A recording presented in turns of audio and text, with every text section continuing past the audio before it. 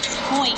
It's New York City's industrial heart. But look a little closer and you'll also see hundreds of immigrant workers fighting to maintain an income. And from the very beginning, I thought it was un-American to kick out minority-owned businesses, to then give it to a developer who's going to make millions of dollars on this. If you've driven down there, it really is an eyesore.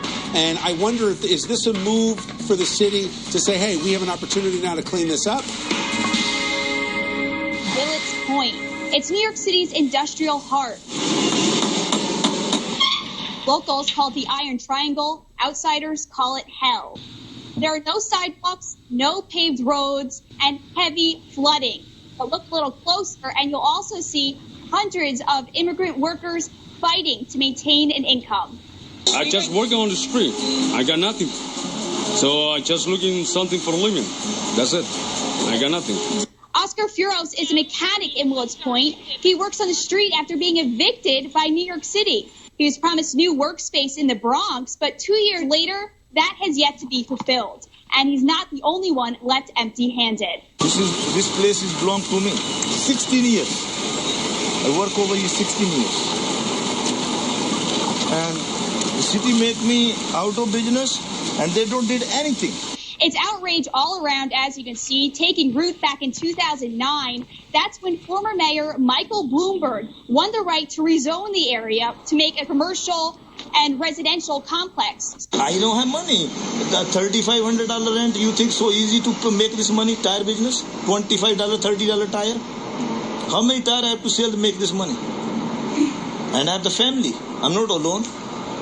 My mother, father, my wife, I have one kids. They live with me. Under the settlement, the city, along with a private developer, awarded these mechanics nearly $6 million, all to go to new land in the Bronx. But now the first phase of evictions have come and gone, and that land is nowhere to be seen. I don't see any place Bronx. It's bullshit. I'm sorry to use this word, but it's bullshit.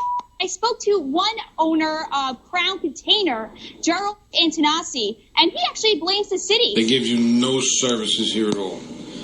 They give you no sidewalks. They give you no streets. I'm sure you saw when you drove down the street, you probably needed a tank to get down the block. No snow plowing. We have to plow the streets with our own machines. We get no city services of any kind, nothing. But yet we pay taxes. I mean, over the last 30 years, I think we figured we paid about $1,200,000 in taxes, and we got zero for it. New York City now also just hit a snag with this redevelopment plan, a court ruling it illegal to build the mall that they plan to on the west side of Willets Point. Now, that's not stopping the evictions, and as for the immigrant workers I spoke to, they're left staring at their old workspace that's filling up with trash and dust.